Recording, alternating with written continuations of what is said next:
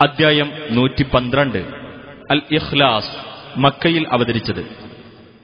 അല്ലാഹുവെ സംബന്ധിച്ച നിഷ്കളങ്കമായ വിശ്വാസം ഈ അദ്ധ്യായത്തിൽ പഠിപ്പിച്ചിട്ടുള്ളതാണ് ഈ പേരിന് നിദാനം. ബിസ്മില്ലാഹിർ റഹ്മാനിർ റഹീം. ഖുൽ ഹുവല്ലാഹു അഹദ്.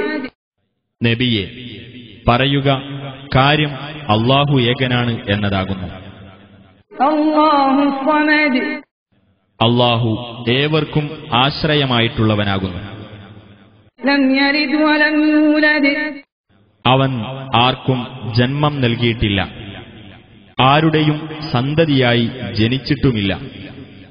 വലം യകുൽ ലഹു കുഫുവൻ അഹദ്.